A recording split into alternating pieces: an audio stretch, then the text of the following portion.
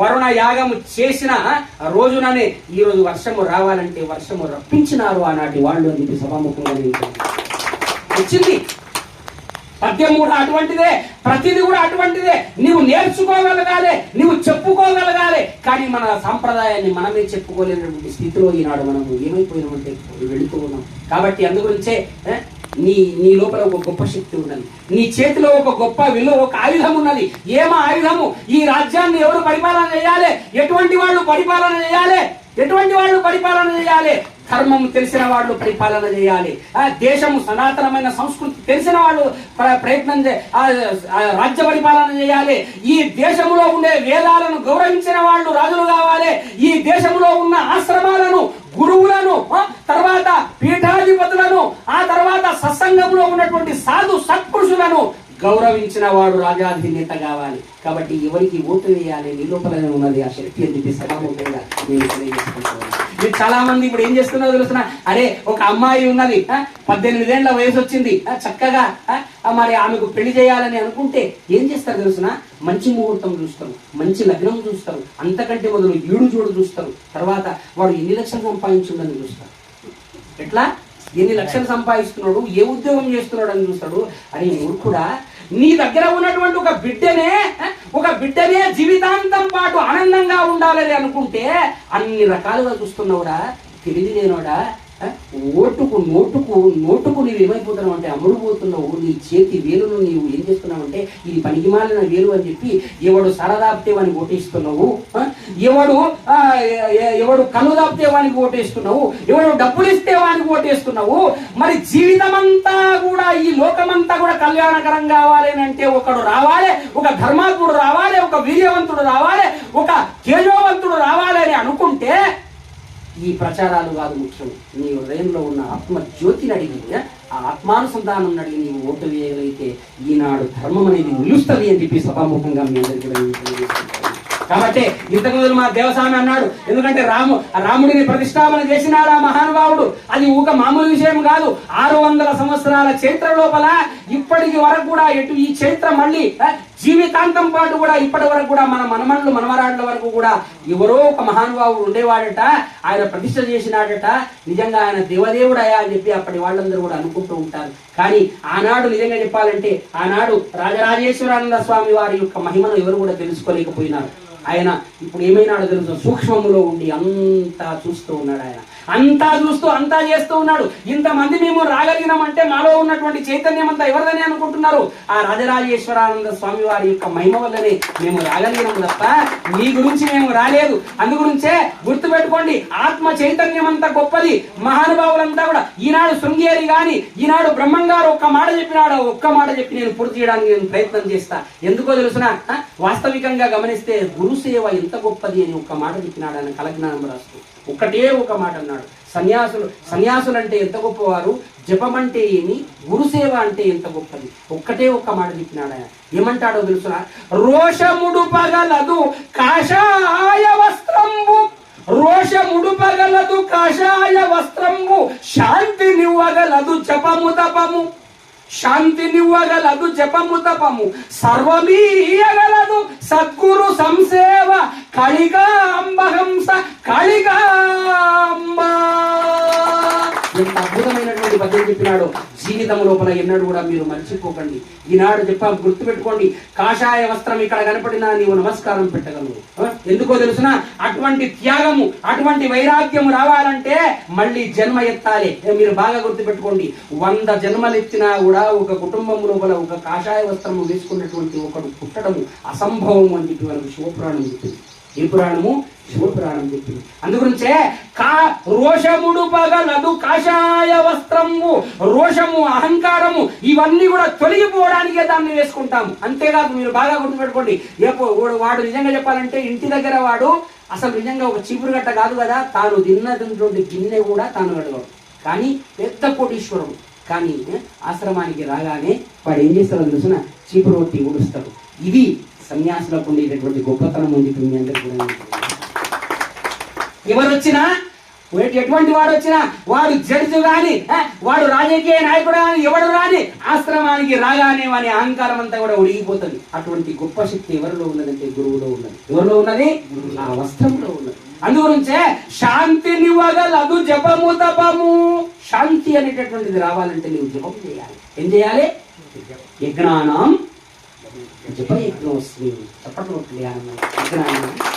యజ్ఞము లోపల ఏమి చేయాలంటే సులభమైనదయా ఇది. మహాభారతం లోపల ధర్మరాజుకు భీష్ముడు అదే చెప్పినాడు. అన్ని ధర్మముల కంటే గొప్ప ధర్మము ఏంటి అని అంటే పుండరీకాక్ష సవే రక్షణం భజం అనే సదా భజామి అని అన్నాడు. పుండరీకాక్ష పుండరీకాక్ష పుండరీకాక్ష అనంటే ఒకసారి మహాదేవ మహాదేవ మహాదేవ ఇది పూజ లోపల బలవంతంగా ఎందుకు చెప్పిస్తారని అంటే కనీసం పూజలోనైనా ఈ 3 సార్లు అంటేనన్నా మరి 3 కర్మలు తొలగిపోతాయి ఆగామించిన ప్రారంభ కర్మలని అలా చెప్పిస్తూ ఉంటారు. కాబట్టి గుర్తుపెట్టుకోండి, ఆ జపయజ్ఞము చేయాలి.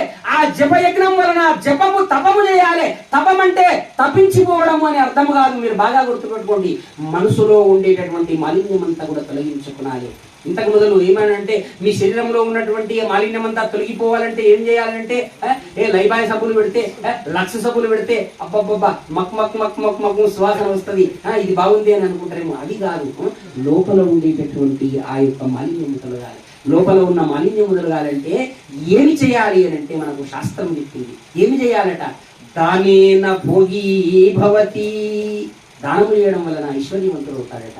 దానం చేయడం వలన ఏమవుతాడట? ఐశ్వర్యవంతుడు అవుతాడట. మేధావి వృద్ధ సేవయా అంటే తల్లిదండ్రులను సేవించినటువంటి వాడు, జ్ఞానులను పండితులను పూజించినటువంటి వాడు, ధర్మము గురించి తెలియజేసినటువంటి వాడు మేధావి కాగలుగుతాడట. అంతే తప్ప వాడి మేధావి అంటే 18 పురాణాలు చదివినోడు 4 వేదాలు చదివినోడు మేధావి కాదు. మేధావి వృద్ధ సేవయ అంటాడు. అంటే వృద్ధులు అంటే ఏదో తెల్లటి వెంట్రుకలు వచ్చినటువంటి వాళ్ళు వృద్ధులు గారు. గుర్తుపెట్టుకోండి, ఎవరైతే జ్ఞానముతో వయసు పెరిగినటువంటి వాళ్ళు ఎవరైతే ఉన్నారో వాళ్ళు ఎవరు అంటే వాళ్ళు మేధావులు, వాళ్ళే జ్ఞానులు అని అంటారు, వాళ్ళే వృద్ధులు అని అంటారు. అందుగురించే వృద్ధుల సేవ చేయాలంటారు. అంటే గురువుల సేవ చేయాలి, పండితుల యొక్క సేవ చేయాలి. మరి నీవు దీర్ఘాయుష్మంతుడు కావాలి, నీ లోపల ఉన్న మాలిన్యం అంతా తొలగాలి అంటే ఏం చేయాలి? అహింసాయ చ దీర్ఘాయు అంటారు. అన్ని ధర్మములలో కంటే గొప్ప ధర్మం ఏ ధర్మం ఆయన? అహింస. చెప్పండి ఒకసారి, అహింస పరమో ధర్మ. ఏ ప్రాణిని కూడా నీవు హింసించకుండా, అరే నీవెప్పుడు చనిపోతావో నీకు తెలియనటువంటి వాడవు, ఒక నాలుగరుచు కొరకు నీవు ఆ యొక్క మేకలను గొర్రెలను నీవు పోయగలవా? కోసి ఆ మాంసాన్ని నీవు తినగలవా? ఇంకే ఎంత పాపమో ఆనాడు ఆ ఆదిశంకరాచార్యుల వారు కూడా చెప్పినారు, ఆనాడు రామకృష్ణ పరమహంస గారు చెప్పినారు, ఈనాడు కోటిలింగేశ్వర వీరధర్మజ మాణిక్యేశ్వర మాత కూడా చెప్పింది. కానీ ఎవరు ఆచరిస్తున్నారయ్యా? ఈనాడు ఎందుకు ఇటువంటి ప్రళయాలు వస్తున్నవి? ఎందుకు ఈనాడు లోకాన్నంతా దద్దరిల్లేటట్లుగా చేసి మరి కనుమరుగైపోయింది కరోనా వచ్చిన పుణ్యమో ఏమో కానీ నిజంగా చెప్పాలంటే నమస్కారం ఆచార్యుల వారు అని అనుకుంటారు. అందరూ కూడా ఏమంటున్నారు? నమస్కారం ఆచార్యుల వారు అంటున్నారు. కరోనా రాకముందు ఏం చేస్తుంది తెలుసిన? హల్లో వాడు వీడు ఘనగా పట్టుకుంటుంది. అబ్బా, అసలు నిజంగా ఒకరి చేతిలో ఒకరు వేస్తేనే నమస్కారం అట. అటువంటి పరిస్థితి ఏర్పడండి. అప్పుడు నిజంగా ఇప్పుడు ఏమంటే కూడా ఇవ్వనటువంటి పరిస్థితి వచ్చింది. ఇప్పుడు చేతి ఏమంటే వాయపు వాళ్ళ చేతిలో ఏమంటుకున్నదో వాన్ రోగం నాకు వస్తుందేమో, వాన్ రోగం వానికే ఉండని నా రోగం నాకే ఉండని అనేటటువంటి భావన ఈనాడు తెప్పించింది ఆ కరోనా. ఆ పుణ్యము అని చెప్పొచ్చు అని తెలియజేస్తున్నా. కాబట్టి ప్రళయాంతకములు రాకుండా ఉండాలంటే ముందు నీవు ఆచరణ లోపము రాకూడదు. కాబట్టి ఆచరణ లోపము లేకుండా ఉండడానికని చెప్పి 32 సంవత్సరముల పాటు ఒక్క క్షణము కూడా ఒక్క చోట ఉన్న చోట నిలవకుండా అన్ని క్షేత్రాల లోపల తిరిగి ఆ క్షేత్రాలలో ఉండేటటువంటి ఆ యొక్క శక్తులను ఉద్దీపనము చేసినటువంటి దేవుడే ఆదిశంకరుల వారు. ఈనాడు తిరుపతి ఇంత చైతన్యవంతంగా అయింది అంటే స్వామివారి వల్లనే. ఈనాడు కాశీ ఇంత గొప్ప క్షేత్రముగా మారింది అంటే స్వామివారి వల్లనే. స్వామివారు ఎక్కడెక్కడ వెళ్ళినాడో విజయవాడలో ఉన్నటువంటి కనకదుర్గ భ్రమరాంబ దగ్గర కూడా వెళ్ళి అక్కడ శ్రీచక్రము, తర్వాత ఎక్కడెక్కడైతే వెళ్ళినాడో అక్కడక్కడ ఉన్నటువంటి, మీకు ఉదాహరణ మీకు తెలియజేస్తా, ఈనాడు మనము దక్షిణాయనంలో ఉన్నాము, దక్షిణ భారతదేశంలో ఉన్నాము. ఒకసారి చప్పట్లు కొట్టండి ఆనందంగా. ఎందుకంటే వీరభోగ వసంతరాయల అవతారము దక్షిణ భారతదేశంలోనే వస్తుందట. కాలజ్ఞానంలో పంచమాశ్వాసంలో కూడా చెప్పబడింది. వషట్కారం కర్ణాటక రాజ్యం ఉభయ రాజ్యం నేనే తాను తానే నేను విరాట్ పల్కే అతడు వీరధర్మజులుగా ఉద్భవము అని అమ్మవారు కాలజ్ఞానం లోపల పంచమాశ్వాసం లోపల చెప్పడం జరిగింది. అంటే నేనే తాను నేనే నేను ఉభయ రాజ్యం కర్ణాటక రాజ్యంలో ఆ యొక్క బంగారు సింహాసనం పైన నేను కూర్చొని 2000 సంవత్సరముల పాటు నేను ఆ పరిపాలన చేస్తా అని చెప్పి అందులోపల చెప్పడం జరిగింది. అటువంటి ప్రాంతంలోనే ఈనాడు మనము పుట్టినందుకు మనము ఆనందపడాలని చెప్పి మీ అందరికీ కూడా నేను తెలియజేసుకుంటున్నాను. రేపటికి పుట్టిన ఉన్నవాళ్ళు ఉన్నట్లుగానే నిలబడిన వాళ్ళు నిలబడినట్లుగానే పడుకున్నోళ్ళు పడుకున్నట్లుగానే మాంసము తిన్నవాళ్ళు తిన్నట్లుగానే తాగిన వాళ్ళు తాగినట్లుగానే చనిపోయేటటువంటి పరిస్థితులు కూడా వస్తాయి.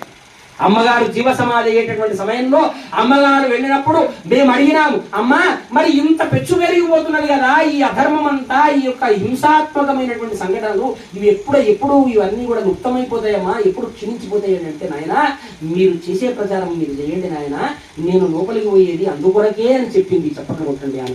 నేను లోపలికి పోయేది అందుకొరకే, ఈ స్థూల శరీరంతో నేను చేయలేను, సూక్ష్మ శరీరంతో పంచభూతాల లోపల నేను చేరుతాను అని చెప్పింది అమ్మగారు. పంచభూతాలలో నేను చేరి ఈ ప్రపంచాన్నంతా కూడా విధ్వంసం చేస్తా అని చెప్పడం జరిగింది. అందుగురించే మీరు బాగా గుర్తుపెట్టుకోండి. సూర్యనందిలోన శోభనామయ్యేను సుజనులందార జటి చేరేరుమా కాగలా కార్యములు ఘడియలో జరిగేను కలిదోషములు అంతమయ్యేనుమా శివగోవింద గోవింద బ్రహ్మం హరిగోవింద గోవింద. ఆ క్షేత్రం అనేటటువంటిది సుజనులందరూ కూడా అక్కడ చేరుతారట. అంటే యోగులు సన్యాసులు జ్ఞానులు అందరూ కూడా వెళ్ళి అప్పుడు ఆ యొక్క పరమాత్ముని సేవించి అందరూ కూడా అహింస గురించి ధర్మం గురించి అందరూ కూడా చెబుతూ ఉంటారట. అలాగున ఈనాడు ఆదిశంకరాచార్యుల వారి యొక్క ఆ భావన అటువంటిది. కాబట్టే ఆదిశంకరాచార్యుల వారు ఒక్కటే ఒక మాట చెప్పినాడు. ఆయన ఏమన్నాడో తెలుసునా? ధ్యేయం గీత నామ సహస్రం నేయం సజ్జన సంగీ చిత్తం ధ్యేయం దీన జనాయ చిత్తం భజగోవిందం భజగోవిందం భజగోవిందం గుణమతి అని అన్నాడు ఆయన.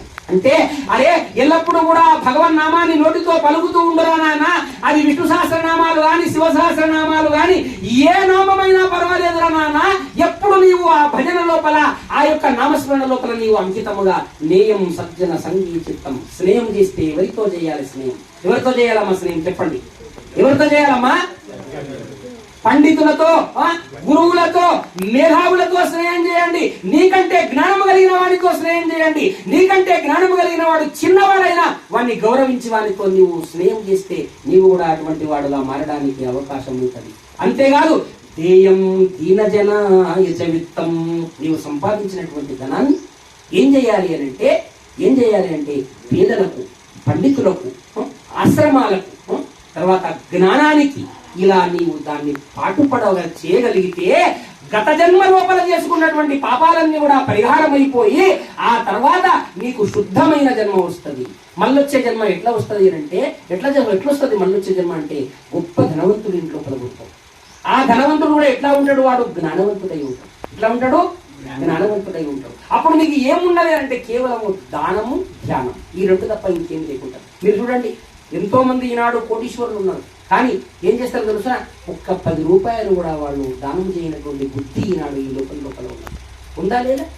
ఈనాడు చూడండి, ఈ ఆశ్రమం ఒకప్పుడు ఎట్లా ఉండేది, ఇప్పుడు ఎట్లా ఉన్నది అంటే అట్లా రాగలిగిన వాళ్ళే వస్తారు, చేయగలిగిన వాళ్ళే వస్తారు. ఈనాడు పార్థసారథి రాగలిగినాడు అని అంటే ఆయనకు జ్ఞానం అనేటటువంటి ఆ జ్ఞానాగ్ని జ్ఞానాగ్ని దగ్ధ కర్మాణం అని అంటారు. జ్ఞానం అనేటటువంటి అగ్ని అన్ని కర్మలను దగ్ధం చేస్తున్నది. అది తెలిసిన వాళ్ళే ఇక్కడ వచ్చి ఆ పాదాలు పట్టుకుంటారు, ఇక్కడ సేవ చేయగలుగుతారు. ఇక్కడ 10 రూపాయలు పెట్టాలని అనుకున్నా నువ్వు కోట్ల పుణ్యం చేస్తేనే కానీ 10 రూపాయలు ఇక్కడ వేసి వెళ్ళగలుగుతావు అని చెప్పి సభాముఖంగా గురు ఆశ్రమాలలో, యోగాశ్రమాల లోపల యోగ శక్తి కలిగినటువంటి వారికి 10 రూపాయలు నీవు ఇవ్వగలుగుతున్నావు అని అంటే గత జన్మ లోపల నీవు పుణ్యం ఉంటేనే కానీ ఇక్కడికి నీవు చేయగలుగుతావు. లేకుంటే రావడానికి అవకాశమే లేదు. నువ్వు బాగలుగుతావు. రానివాడు కూడా అనే ఖబర్దార్ కంపౌండ్ వాళ్ళ దగ్గరనే ఆగిపోతాడు. ఎవడో కూడా వచ్చి ఏం పోతావరా మాస్ చూసినాం, ఆగరాదు 10 సంవత్సరాల నుండి చూసినాం, అప్పటి నుండి కూడా చూసినాం. అదే ఆశ్రమము, అదే కథ, అదే చెట్టు, అదే సభ, అదే సమాధి, అంతే తప్ప కానీ ఏమున్నదయ్యా ఆడ అనేవాళ్ళు చాలా మంది ఉన్నారు. మీరు బాగా గుర్తుపెట్టుకోండి. తినగలిగిన పదార్థాలనే నీవు తినగలుగుతున్నావే, చేయగలిగిన పదార్థాలనే నీవు చేయగలుగుతూ ఉన్నావే. రోజు భోజనం చేస్తున్నావు. ఇప్పుడు ఉదయం భోజనం చేస్తావు, మధ్యాహ్నం చేస్తావు, మళ్ళీ రాత్రికి ఎందుకు చేస్తావా? ఏమమ్మా రాత్రికి ఎందుకు చేస్తావు? ఆకలి అవుతుందా? అట్లా మనము కూడా ఈ మానవ జన్మ ఎత్తిన తర్వాత ఏమి ఘటము, ఏమి బ్రతుకేమి శరీరము, ఏమి మోహము, ఏమి సుఖము, ఏమిటిది ఎన్నటికైనను చావు సిద్ధమి. భూమిన ఇట్టి జన్మములు పుట్టిన గిట్టిన మోక్షమేమి. నా స్వామి కథా సుధామృత రసజ్ఞత చెందిన ముక్తి గల్గునే ధీరుడతాళగస్తి జగదీశ్వర సాంబ శివ మహాప్రభో అని ఆ మహానుభావుడు చెప్పడం జరిగింది. ఏమి సుఖమయ్యా, ఏమి జీవితమయ్యా, 84 లక్షల జీవరాశుల తర్వాత అపూర్వమైనటువంటి మానవ జన్మ వచ్చిందరా అనే నువ్వు కూడా ఎందుకు ఆ జన్మను సార్థకత చేసుకుంటలేవు? దీని కొరకే 8 ఏళ్ల వయసు ఆయనకు నిజంగా చెప్పాలంటే ఆర్యాంబ శివగురు దంపతులు అప్పుడు ఆనాడు ఆ వృషభేశ్వర స్వామిని ప్రార్థన చేస్తే శివుడు స్వప్న దర్శనం ఇచ్చి ఏమంటాడు తెలుసిన? 8 ఏళ్ళు ఉంటాడు పిల్లవాడు, బుద్ధిమంతుడై ఉంటాడు, వాడు కావాలనా లేక 100 సంవత్సరాలు ఉన్నటువంటి మూర్ఖుడు కావాలనా అని అంటే అప్పుడు ఆ ఆర్యాంబ ఏమని కోరుకుంటుందో తెలుసిన? చప్పట్లు కొట్టండి ఆనందంగా. తల్లులంటే ఇట్లా ఉన్నా, నాకు బుద్ధిమంతుడైనటువంటి వాడు 8 ఏళ్ళైనా పర్వాలేదు, వాడే నాకు కావాలి. అప్పుడు నేనే నీ రూపం నీ గర్భంలో వస్తా అని చెప్పి శివుడే ఆ ఆర్యాంబ యొక్క గర్భం లోపల రాగలిగినాడు. అంటే ఇంత విచిత్రమో మీరు చూడండి. ఆ తర్వాత 7 సంవత్సరాల వయసు మీరుతున్నదో లేదో గురువు దగ్గరికి వెళతాడు. గోవింద భగవత్పాచార్యుల వారు దివ్య దృష్టిలో చూస్తాడు. అప్పుడు ఆయన వయసు ఎంత? 1 సంవత్సరమే మిగిలింది. ఆ తర్వాత ఏం చేస్తాడో తెలుసిన? తన తపోబలం వలన, తన జ్ఞాన బలం వలన ఏమైతుందో తెలుసిన? గురువుల యొక్క ఆశీర్వాద బలం వలన ఏమైందో తెలుసిన? 4 ఎందులు 32. 8 సంవత్సరాల వయసు కలిగినటువంటి ఆ బాలకుడికి ఎన్ని సంవత్సరాలు ఇచ్చినాడు గురుదేవుడు అంటే 32 సంవత్సరాల ఆయుష్ ప్రమాణం ఇచ్చినాడు. అంటే మీరు ఆలోచన చేయండి. గురువు ఆశ్రమం అంటే ఎంత గొప్పది. కొట్టాల చెప్పట్లు ఇది గురువుల యొక్క గొప్పతనం అంటే అటువంటిది. 8 సంవత్సరాల వయసు కలిగినటువంటి ఆ శంకరుడిని 32 సంవత్సరాల వరకు వచ్చేటట్లుగా ఆ గురు బలము చేసింది. ఆయన సాధనా బలము అంతవరకు వెళ్ళింది. దాన్ని ఒక్క క్షణము కూడా దాన్ని వృధా చేయలేదు ఆయన. అందుగురించే పూర్వామ్నాయ పీఠము ఎక్కడికి వెళ్ళింది అని అంటే పూర్వామ్నాయ పీఠం లోపల హస్తమలగాచార్యుడు వెళ్ళినాడు. ఉత్తరామ్నాయ పీఠము తొడగాచార్యుల వారు వెళ్ళినారు. దక్షిణామ్నాయ పీఠం లోపల సురేశ్వరాచార్యులు వెళ్ళినారు.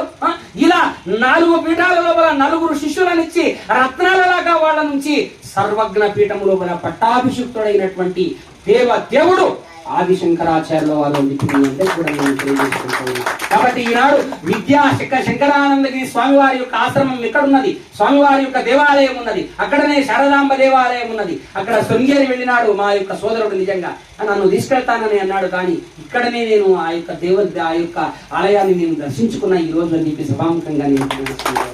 అంటే పైన నిర్గుణ పీఠము, కింద బ్రహ్మ విష్ణు మహేశ్వరులతో కూడుకున్నటువంటి పీఠము. ఆనాడు 33వ పీఠం అయిన తర్వాత 33వ పీఠాధిపతి అయిన తర్వాత ఆ యొక్క వచ్చినటువంటి అవతారము లోపల ఉన్నటువంటి భారతీ తీర్థ స్వామి ఐక్యమైతున్నటువంటి సమయం లోపల ఆయన లంబికాయోగము చేసి ఆయన లోపలికి వెళ్ళి 12 సంవత్సరాలు నేను లంబికాయోగం చేస్తా, దీన్ని మూసేయండి అని చెప్తే అప్పుడు మూసేసినారట. మూసేసి బండ వేస్తే 12 సంవత్సరాల తర్వాత మీరు తీయండి. తీసిన తర్వాత స్వయంభూగా ఒక లింగం వస్తుంది. ఆ లింగము ప్రపంచాన్నంతా కాపాడుతుంది నాయన. ఇక్కడ లింగం ఏర్పడుతుంది. 12 సంవత్సరాలకు దీన్ని కదిలేయకండి అని చెప్పినారట. అప్పుడు ఆయన శిష్యులు ఎవరెవరు తెలుసునా? ఎవరున్నారు ఆయన శిష్యులు అంటే విద్యారణ్య స్వామి ఉన్నాడు. ఇప్పుడు హంపి క్షేత్రంలో ఉన్నటువంటి విద్యారణ్య స్వామి. ఆ తర్వాత ఎవరు? భారతీ తీర్థ స్వామి వారు ఉన్నారు. తర్వాత ఈ భారతీ తీర్థ స్వామి యొక్క ఆ శిష్యుడే కదా ఈయన. అయితే వాళ్ళిద్దరు ఉన్నారు. ఆ ఇద్దరు ఏం చేసినారంటే విద్యారణ్య స్వామి ఏం చేసినాడంటే ఆ 4 వేదాలకు భాష్యం రావడానికి అని చెప్పి ఆయన రచన చేయడానికి కూర్చున్నాడు. తర్వాత ఇంకో స్వామి, ఎందుకంటే వీళ్ళకి యాత్రలు చేయడము అలవాటు కదా, ఒక సన్యాసుల దగ్గర ఉండరాదు కదా, జ్ఞాన ప్రచారం చేయాలి. ఈ పీఠాధిపతులంతా కూడా ఏం చేస్తారంటే ఒక చోట ఉండరు వాళ్ళు. ఈ రోజు ఇక్కడ జ్ఞానోపదేశం చేస్తారు, రేపు వేరే ఒక చోటికి పెడతారు.